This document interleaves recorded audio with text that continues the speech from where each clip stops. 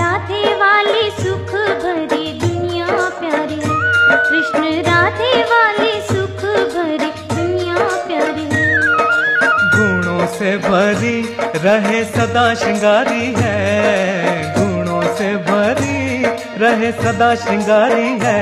कृष्ण राधे वाली सुख भरी दुनिया प्यारी है, कृष्ण राधे वाली सुख भरी दुनिया प्यारी है।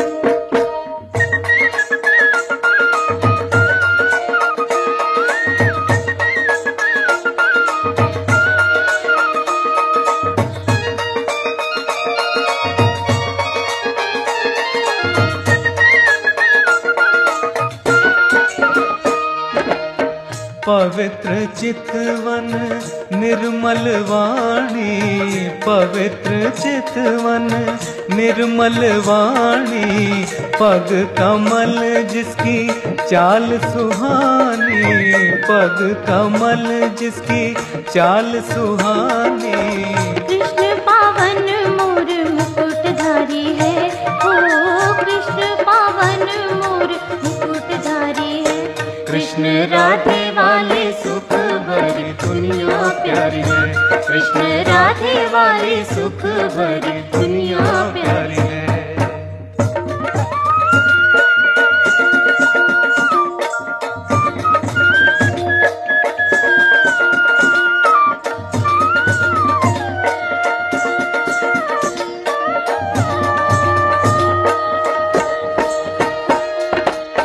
दैवी चेहरों की चमक नूरानी, दैवी चेहरों की चमक नूरानी, प्रेम से भरे हैं हर एक प्राणी, प्रेम से भरे हैं हर एक प्राणी। रस भरी फल रुत सदा बहारी है, ओ रस भरी फल रुत सदा बहारी है। कृष्ण राधे वाली सुख भरी दुनिया प्यारी है, कृष्ण राधे वाली सुख भरी दुनिया प्यारी है।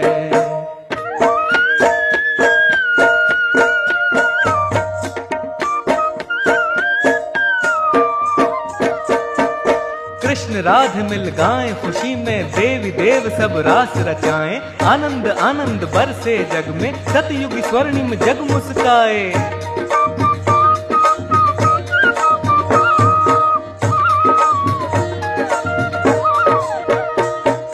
कृष्ण राधे मिल गाएं खुशी में, देवी देव सब रास रचाएं, आनंद आनंद बरसे जग में, सतयुग स्वर्णिम जग मुस्काए।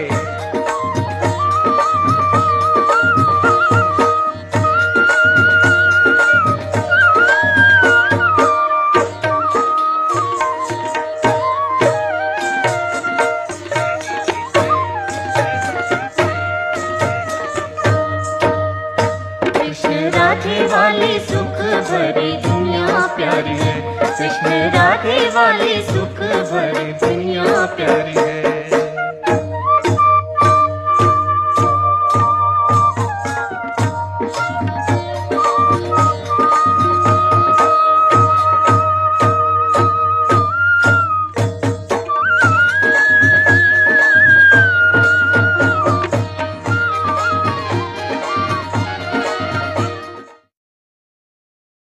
ఓం శాంతి. మధురమైన పిల్లలారా, ఈ గొప్ప బాబా గొప్ప వ్యక్తులైన మీకు ఎక్కువ శ్రమను కలిగించరు. కేవలం 2 అక్షరాలు తండ్రి మరియు వారసత్వాన్ని స్మృతి చేయండి. ప్రశ్న: ఆత్మీక తండ్రికి మజా కలిగించే వారి ముఖ్యమైన కర్తవ్యం ఏమిటి? పతితుల్ని పావనంగా చేయడమే ఆత్మీక తండ్రి ముఖ్యమైన కర్తవ్యం. పావనంగా చేయడంలోనే తండ్రికి చాలా మహిమ వస్తుంది. పిల్లలకు సద్గతి ఇచ్చేందుకు, సర్వులకు సతో ప్రధానంగా చేసేందుకు తండ్రి వస్తారు. ఎందుకంటే ఇప్పుడు అందరూ ఇంటికి వెళ్ళాలి. కేవలం నేను దేహాన్ని కాదు ఆత్మను అనే పాఠాన్ని బాగా పక్కా చేసుకోండి. ఈ పాఠము ద్వారానే తండ్రి స్మృతి ఉంటుంది, పావనంగా కూడా అవుతారు. ఓం శాంతి. ఆత్మీక తండ్రి కూర్చొని ఆత్మీక పిల్లలకు అర్థం చేయిస్తూ ఉన్నారు. పిల్లలు మిమ్మల్ని పవిత్రంగా చేయడంలో తండ్రికి చాలా మజా వస్తుంది. అందుకే పతిత పావనుడైన తండ్రిని స్మృతి చేయండి అని చెప్తూ ఉన్నారు. సర్వులకు సద్గతి దాత తండ్రి ఒక్కరే, మరెవ్వరూ లేరు. ఇప్పుడు తప్పకుండా ఇంటికి వెళ్ళాలని కూడా మీకు తెలుసు. పురుషార్థం ఎక్కువ చేసేందుకు స్మృతి యాత్ర అవసరమని తండ్రి అంటూ ఉన్నారు. స్మృతి ద్వారానే పావనంగా అవుతారు. తర్వాత చదువు. మొదట అల్ఫ్ అయిన తండ్రిని స్మృతి చేయండి. తర్వాత రాజ్యాన్ని స్మృతి చేయండి. ఇందుకోసమే మీకు ఆదేశాన్ని ఇస్తూ ఉన్నారు. 84 జన్మలు ఎలా తీసుకుంటారో సతో ప్రధానం నుండి తమో ప్రధానంగా అవుతారు మీకు తెలుసు. మెట్లు కిందకి దిగవలసి వస్తుంది. ఇప్పుడు మళ్ళీ సతో ప్రధానంగా అవ్వాలి. సత్యయుగము పావన ప్రపంచము. అక్కడ ఒక్కరు కూడా పతితులు ఉండరు. సత్యయుగంలో ఈ విషయాలే ఉండవు. పావనంగా అవ్వడమే ముఖ్యమైన విషయం. ఇప్పుడు పవిత్రంగా అవ్వండి. అప్పుడే కొత్త ప్రపంచంలోకి వస్తారు. అంతేకాక రాజ్య పాలన చేసేందుకు అర్హులుగా అవుతారు. అందరూ పావనంగా అవ్వవలసిందే. అక్కడ పతితులు ఉండరు. ఇప్పుడు సతో ప్రధానంగా అయ్యేందుకు పురుషార్థం ఎవరు చేస్తారో వారే పావన ప్రపంచానికి అధికారులుగా అవుతారు. ముఖ్యమైన విషయం, ఒక్క తండ్రిని మాత్రం స్మృతి చేసి సతో ప్రధానంగా అవ్వాలి. తండ్రి ఎక్కువ కష్టపెట్టరు. కేవలం స్వయాన్ని ఆత్మగా భావించమని చెప్తారు. మొదట నేను దేహం కాదు ఆత్మనని పక్కా చేసుకుంటే చాలని బాబా మాటిమాటికి చెప్తూ ఉంటారు. గొప్ప వ్యక్తులు ఎక్కువగా చదవరు. 2 మాటల్లోనే వినిపిస్తారు. గొప్ప వ్యక్తులకు కష్టాన్ని ఇవ్వరు.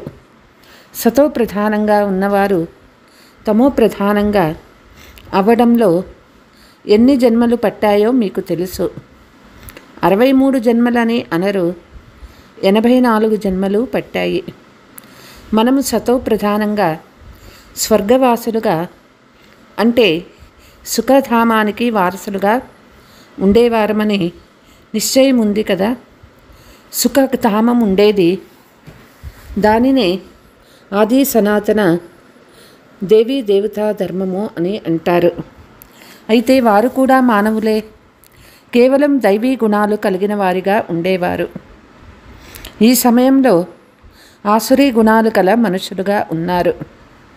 అసురులు మరియు దేవతలకు యుద్ధం జరిగినప్పుడు దేవతల రాజ్యం స్థాపించబడిందని శాస్త్రాలలో వ్రాసేవారు. మీరు మొట్టమొదట అసురులుగా ఉండేవారని తండ్రి అర్థం చేయిస్తారు. తండ్రి వచ్చి బ్రాహ్మణులుగా చేసి బ్రాహ్మణుల నుండి దేవతలుగా అయ్యే యుక్తిని తెలుపుతారు. పోతే అసురులు మరియు దేవతల మధ్య యుద్ధం విషయమే లేదు. అహింసాయే దేవతల పరం ధర్మమని అంటారు. దేవతలు ఎప్పుడూ యుద్ధము చెయ్యరు. హింస అను మాటే ఉండదు. సత్యయుగంలో దైవీ రాజ్యంలో యుద్ధం ఎక్కడ నుండి వచ్చింది? సత్యయుగంలోని దేవతలు ఇక్కడికి వచ్చి అసురులతో యుద్ధం చేస్తారా, లేక అసురులు దేవతల వద్దకు వెళ్ళి యుద్ధం చేస్తారా? ఇలా హింస జరిగేందుకు వీలు లేదు. ఇది పాత ప్రపంచము, అది కొత్త ప్రపంచము. మరి యుద్ధం ఎలా జరిగింది? భక్తి మార్గంలో అయితే మనుషులు ఏది వింటారో దానికంట సత్యమని అంటూ ఉంటారు. కొందరి బుద్ధి పని చెయ్యదు. పూర్తిగా రాతి బుద్ధి కలవారిగా ఉన్నారు. కలియుగంలో రాతి బుద్ధి, సత్యయుగంలో పారస్ బుద్ధి కలవారు ఉంటారు. రాజ్యమే పారస్ నాతుంది. ఇక్కడ రాజ్యమే లేదు, ద్వాపర యుగంలోని రాజులు కూడా అపవిత్రంగా ఉండేవారు. రతన్ జడిత కిరీటం ఉండేది. ప్రకాశ కిరీటం అంటే పవిత్రతా కిరీటం ఉండేది కాదు. అక్కడ అందరూ పవిత్రంగా ఉండేవారు. అలాగని వారిపైన ఏదో ఒక లైటు ఉండేదని కాదు. చిత్రాలలో పవిత్రతకు గుర్తుగా ప్రకాశాన్ని చూపించారు. ఇప్పుడు మీరు కూడా పవిత్రంగా అవుతారు. కానీ మీకు ప్రకాశం ఎక్కడ ఉంది? తండ్రితో యోగము చేసి పవిత్రంగా తయారవుతూ ఉన్నారు. అక్కడ వికారాలనే మాటే లేదు. వికారాల రావణ రాజ్యమే సమాప్తమైపోతుంది. ఇప్పుడు రావణ రాజ్యం ఉందని రుజువు చేసేందుకు ఇక్కడ రావణుణ్ణి చూపిస్తారు. రావణుణ్ణి ప్రతి సంవత్సరం తగలబెడతారు, కానీ కాలిపోడు. మీరు రావణునిపై విజయాన్ని పొందుతారు. తర్వాత ఈ రావణుడు ఉండనే ఉండడు. మీరు అహింసకులు. యోగ బలం ద్వారా మీకు విజయం కలుగుతుంది. స్మృతి యాత్ర ద్వారా మీ జన్మాంతరాల వికర్మలన్నీ వినాశమవుతాయి. జన్మాంతరాలంటే ఎప్పటి నుండి, వికర్మలు ఎప్పటి నుండి ప్రారంభమవుతాయి? మొట్టమొదట ఆది సనాతన దేవీ దేవతా ధర్మానికి చెందిన మీరే వచ్చారు. సూర్యవంశం తర్వాత చంద్రవంశంలో 2 కళలు తగ్గిపోతాయి. తర్వాత నెమ్మదిగా కళలు తక్కువ అవుతూ పోతాయి. తండ్రిని స్మృతి చేసి సతో ప్రధానంగా అవ్వడమే ముఖ్యమైన విషయం. ఎవరైతే కల్పకృతం సతో ప్రధానంగా అయ్యారో వారే అవుతారు. నెంబర్ వారుగా వస్తూ ఉంటారు. మళ్ళీ డ్రామా అనుసారం వచ్చినప్పుడు నెంబర్ వారుగా అలాగే వస్తారు. వచ్చి జన్మ తీసుకుంటారు. డ్రామా ఎంత విచిత్రంగా తయారవుతుందో తెలుసుకునేందుకు కూడా వివేకం ఉండాలి. ఎలాగైతే మీరు కిందకి దిగారో ఇప్పుడు మళ్ళీ పైకెక్కాలి. నెంబర్ వారుగానే పాస్ అవుతారు. మళ్ళీ నెంబర్ వారుగా కిందకి వస్తారు. సతో ప్రధానంగా అవ్వడమే మీ లక్ష్యము. అందరూ ఫుల్గా పాస్ అవ్వలేరు. 100కి 100 మార్కుల నుండి తక్కువ అవుతూ వస్తాయి. అందుకే పురుషార్థం బాగా చేయాలి. పురుషార్థంలోనే ఫెయిల్ అవుతారు. సర్వీస్ చేయడం సహజం. మ్యూజియంలో మీరు ఎలా అర్థం చేయిస్తారో అది ప్రతి ఒక్కరి చదువు బట్టి తెలిసిపోతుంది. మీరు సరిగ్గా అర్థం చేయించడం లేదని గమనిస్తే పెద్ద టీచర్ స్వయంగా వెళ్ళి అర్థం చేయిస్తారు. వచ్చి సహాయం చేస్తారు. ఒకరిద్దరు గార్డులను నియమించటం జరుగుతుంది. వీరు సరిగ్గా అర్థం చేయిస్తూ ఉన్నారా లేదా అని గమనిస్తారు. ఎవరైనా ప్రశ్న అడిగినప్పుడు తికమక అవ్వడం లేదు కదా, అది కూడా గమనిస్తారు. సేవా కేంద్రంలో చేయు సర్వీస్ కంటే ప్రదర్శనీ ద్వారా చేయు సర్వీసు బాగా జరుగుతుంది. ప్రదర్శనీ కంటే మ్యూజియంలో సర్వీసు బాగా జరుగుతుంది. మ్యూజియంను బాగా ఆకర్షణీయంగా తయారు చేస్తూ చూసిన వారు ఇతరులకు కూడా వినిపిస్తూ ఉంటారు. ఇది చివరి వరకు నడుస్తూ ఉంటుంది. ఈశ్వరీయ విశ్వవిద్యాలయం అనే పేరు బాగుంది. ఇందులో మనుషుల పేరు లేదు. దీనిని ఎవరు ఉద్ఘాటన చేస్తారు? తండ్రి చెప్తారు, మీరు గొప్ప గొప్ప వ్యక్తులతో ఉద్ఘాటన చేయిస్తూ వారి పేరు విని చాలామంది వస్తారు. ఆ ఒక్కరి వెనక చాలామంది వస్తారు. అందువల్లే బాబా గొప్ప గొప్ప వ్యక్తుల అభిప్రాయాలను అచ్చు వేయించండి అని ఢిల్లీ వారికి వ్రాశారు. అది చూసి వీరి వద్దకు ఇంత గొప్ప గొప్ప వ్యక్తులు వస్తారా అని మనుషులు గమనిస్తారు. గొప్పవారు చాలా మంచి అభిప్రాయాన్ని వ్రాస్తారు. కాబట్టి వాటిని ముద్రిస్తే బాగుంటుంది. ఇందులో మరే మాయా మంత్రం లేదు. అందుకే బాబా అభిప్రాయాల పుస్తకము ఉండాలని వ్రాస్తారు. ఇక్కడ కూడా పంచిపెట్టాలి. అసత్య కాయము, అసత్య మాయ అని పాడతారు. ఇందులో అన్నీ వచ్చేస్తాయి. ఇది రావణ రాజ్యము, రాక్షస రాజ్యమని చాలామంది అంటారు. ఇంతకుముందు ఎవరి రాజ్యంలో ఉండేదో వారికి తోచాలి. పతితులైన మిమ్మల్ని పావనంగా చేయండని అంటారు. కావున పతితత్వము అను దానిలో అన్నీ వచ్చేస్తాయి. అందరూ ఓ పతిత్ పావన రండి అని పాడతారు. ఉన్నారంటే తప్పకుండా పతితంగా ఉన్నారనే అర్థము. పతిత పావన పరంపిత పరమాత్మయ, లేక అన్ని నదులు కాలువల. ఈ చిత్రం కూడా మీరు బాగా తయారు చేశారు. అమృత్సర్లో కూడా సరోవరం ఉంది. నీరంతా మురికిగా అవుతుంది. వారు దానిని అమృత సరోవరంగా భావిస్తారు. గొప్ప గొప్ప వ్యక్తులు అమృతమని భావించి సరోవరాన్ని శుభ్రం చేస్తారు. అందుకే దానికి అమృత్సర్ అని పేరు పెట్టారు. ఇప్పుడు గంగను కూడా అమృతమని అంటారు. నీళ్లు ఎంత మురికిగా అవుతాయంటే చెప్పేకే కాదు. ఈ నదుల్లో బ్రహ్మ బాబా కూడా స్నానం చేశారు. నీరు చాలా మురికిగా ఉంటుంది. మళ్ళీ మట్టిని తీసుకొని రుద్దుకుంటారు. బాబా అనుభవి కదా.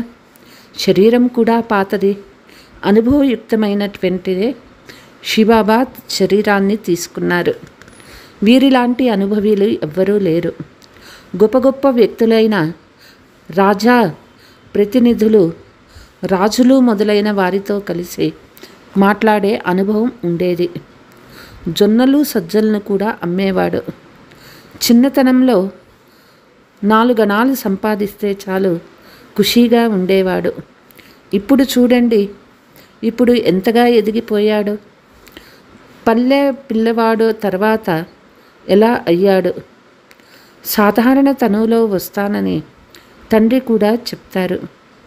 ఇతనికి తన జన్మల గురించి తెలియదు. 84 జన్మలు తీసుకున్న తర్వాత చివరిలో పిల్లవాడిగా ఎలా అయ్యాడో తండ్రి కూర్చొని అర్థం చేయిస్తారు. చరిత్ర కృష్ణునికే లేదు, కంసునికి లేదు. కుండ పగల కొట్టడం మొదలైనవన్నీ కృష్ణుని గురించి అసత్యం చెప్తారు. తండ్రిని చూడండి. మధురాతి మధురమైన పిల్లలు లేస్తూ కూర్చుంటూ కేవలం నన్నొక్కరినే స్మృతి చేయండి ఎంత సింపుల్గా చెప్తారు. ఆత్మలందరికీ శ్రేష్టాతి శ్రేష్టమైన తండ్రిని మనమంతా పరస్పరం సోదరులము. వారు మన తండ్రి అని మీకు తెలుసు. సోదరులమైన మన అందరము ఒకే తండ్రిని స్మృతి చేస్తాము. వారేమో ఓ భగవంత, ఓ ఈశ్వర అని అంటారు. కానీ వారిని గురించి ఏమీ తెలియదు. తండ్రి ఇప్పుడు తన పరిచయం ఇచ్చారు. డ్రామా ప్లాన్ అనుసారం దీనిని గీతాయుగమని అంటారు. ఎందుకంటే తండ్రి వచ్చి జ్ఞానం వినిపిస్తూ ఉన్నారు. దీని ద్వారా ఉన్నతంగా అవుతారు. ఆత్మ కూడా శరీరాన్ని ధారణ చేసి ఉచ్చరిస్తుంది. తండ్రి కూడా దివ్యమైన అలౌకిక కర్తవ్యాన్ని చేయాలంటే శరీరాన్ని ఆధారంగా తీసుకుంటారు. అర్ధకల్పం నుండి మానవులు దుఃఖితులైనప్పుడు మళ్ళీ పిలుస్తారు. తండ్రి కల్పంలో ఒక్కసారి మాత్రమే వస్తారు. మీరైతే ప్రతిసారి పాత్ర చేస్తారు. ఆది సనాతనమైన దేవీ దేవతా ధర్మము ఇప్పుడు ఆ పునాది లేనే లేదు. వారి చిత్రాలు మాత్రమే మిగిలాయి. మీరు ఈ లక్ష్మీనారాయణ వలె అవ్వాలని తండ్రి కూడా అంటారు. లక్ష్యం ఎదురుగానే ఉన్నది. ఇది ఆది సనాతన దేవీ దేవతా ధర్మము. ఇక హిందూ ధర్మం అంటూ ఏదీ లేదు. హిందూ అనేది హిందుస్థాన్ పేరు. సన్యాసులు ఎలాగైతే భగవంతుడు ఉండే స్థానమైన బ్రహ్మతత్వాన్ని భగవంతుడు అని అంటారో, అదేవిధంగా ఇక్కడ నివసించే స్థానాన్ని తమ ధర్మంగా చెప్తారు. ఆది సనాతనమనున్నది హిందూ ధర్మం కాదు. హిందువులు దేవతల ఎదురుగా వెళ్ళి వారికి నమస్కరిస్తారు, వారిని మహిమ చేస్తారు. దేవతలుగా ఉండేవారే హిందువులుగా అయ్యారు. ధర్మభ్రష్టులు కర్మభ్రష్టులుగా అయిపోయారు. మిగిలిన ధర్మాలన్నీ స్థిరంగా ఉన్నాయి. ఈ దేవతా ధర్మం ఒక్కటే ప్రాయలోపమైపోయింది. పూజ్యులుగా ఉన్న దేవతలే మళ్ళీ పూజారులుగా అయ్యి దేవతల్ని పూజిస్తారు. ఎన్ని విధాలుగా అర్థం చేయించవలసి వస్తుంది. కృష్ణుణ్ణి గురించి కూడా ఎంతగా అర్థం చేయిస్తారు. ఇతడు స్వర్గంలోని ప్రథమ రాకుమారుడు కాబట్టి 84 జన్మలు కూడా వారి నుండే ప్రారంభమవుతాయి. అనేక జన్మల తర్వాత అంతిమ జన్మలో కూడా అంతిమ సమయంలో నేను ప్రవేశిస్తానని తండ్రి చెప్తారు. కాబట్టి ఈ లెక్కాచారాన్ని తప్పకుండా తెలుపుతారు కదా. లక్ష్మీనారాయణలే నెంబరు వారుగా వచ్చారు కాబట్టి ఎవరు ముందు వచ్చారో వారే మళ్ళీ చివర్లో వెళ్తారు. కృష్ణుడు ఒక్కడే లేడు కదా, ఇంకా విష్ణు వంశం వారు కూడా ఉండేవారు. ఈ విషయాలు మీరు బాగా తెలుసుకున్నారు. వీటిని మళ్ళీ మర్చిపోరాదు. ఇప్పుడు మ్యూజియంలు తెరుస్తూ ఉంటారు, చాలా తెరవబడతాయి, చాలామంది వస్తారు. ఎలాగైతే మందిరానికి వెళ్ళి తల వంచి నమస్కరిస్తారో అలా మీ వద్ద కూడా లక్ష్మీనారాయణుల చిత్రాలుంటే భక్తులు వారి ఎదుట పైసలు ఉంచుతారు. అప్పుడు మీరు మొదట ఈ విషయాలను అర్థం చేసుకోండి. పైసలు ఉంచే అవసరం లేదని వారికి చెప్తారు. మీరిప్పుడు శివాలయానికి వెళ్తే పైసలు ఉంచుతారా? శివుడు అనగా ఎవరో అర్థం చేయించాలనే ఉద్దేశంతో వెళ్తారు. ఎందుకంటే మీకు వీరి చరిత్ర తెలుసు. మందిరాలైతే చాలా ఉన్నాయి. ముఖ్యమైనది శివాలయము. అక్కడ ఇతర దేవతామూర్తులను ఎందుకు ఉంచుతారు? అందరి వద్ద పైసలు ఉంచుతూ వెళ్తే ఆదాయం ఉంటుంది కనుక దానిని శివాలయం అంటారా, లేక శివుని పరివారం యొక్క మందిరం అంటారా? ఈ పరివారాన్ని శివబాబా స్థాపన చేశారా? బ్రాహ్మణులదే సత్యమైన పరివారం.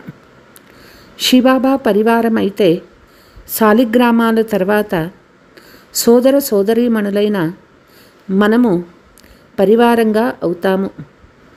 మొదట సోదరులుగా ఉండేవాళ్ళము. తండ్రి వస్తే సోదర సోదరీలుగా అవుతాము.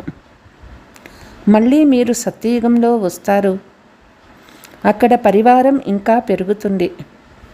అక్కడ కూడా వివాహం జరిగితే పరివారం వృద్ధి అవుతుంది. ఇల్లు అంటే శాంతిధామము.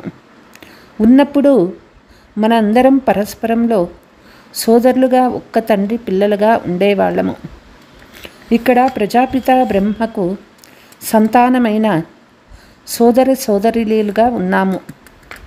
మరే సంబంధము లేదు.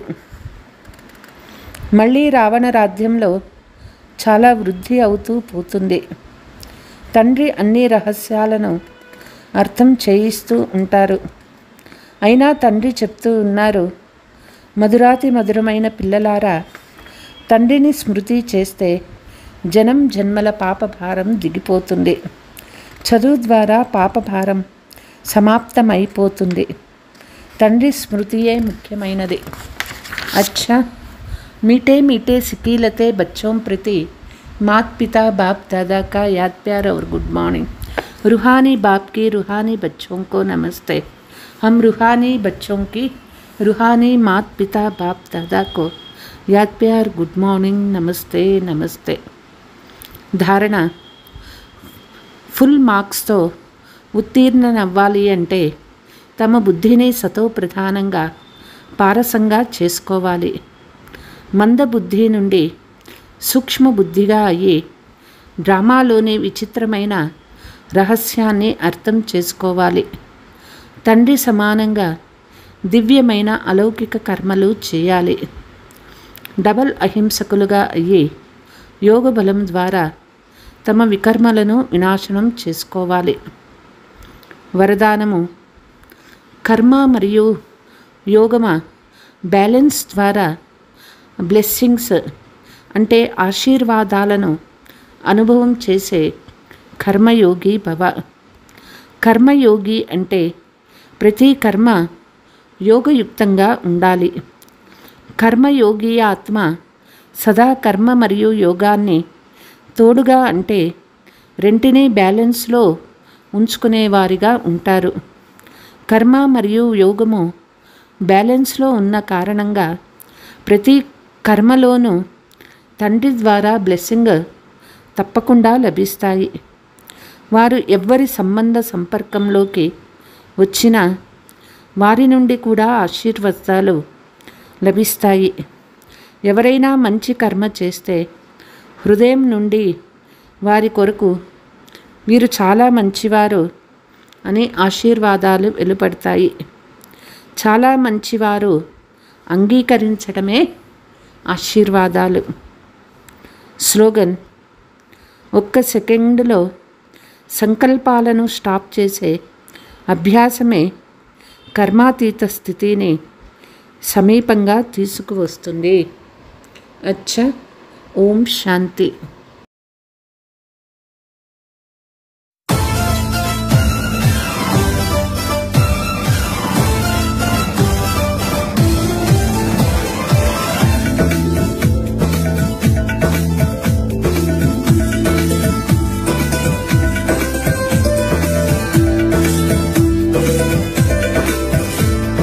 स्वर्णिम भारत सपनों का, प्यारा भारत अपनों का।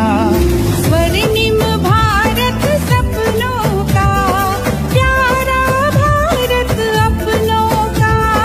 वसुंधरा पर देखो वो साकार हो रहा है। सतयुग देवी देवों का महाराज हो रहा है। सतयुग देवी देवों का महाराज हो रहा है। महाराज हो रहा है।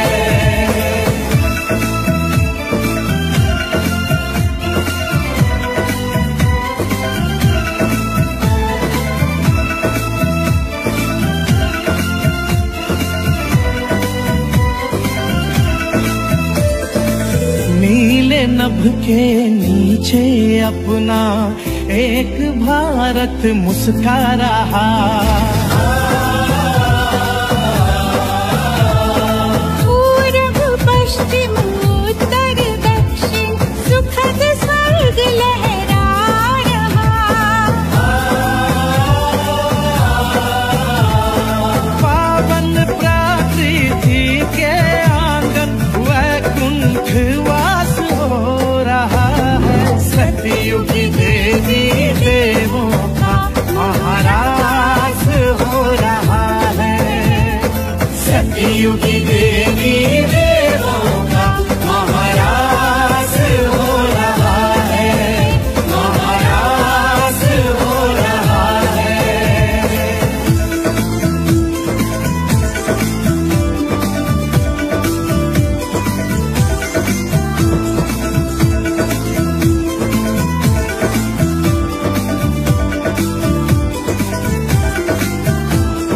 मनमोहक है छटा निराली, चारों ओर खुशहाली।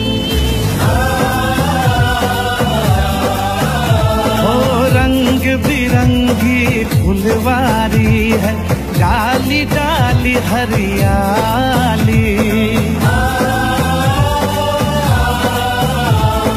साज बजाते हैं झरने, आभास हो रहा है। सतयुग देवी देवों का महाराज हो रहा है। सतयुग देवी देवों का महाराज हो रहा है। महाराज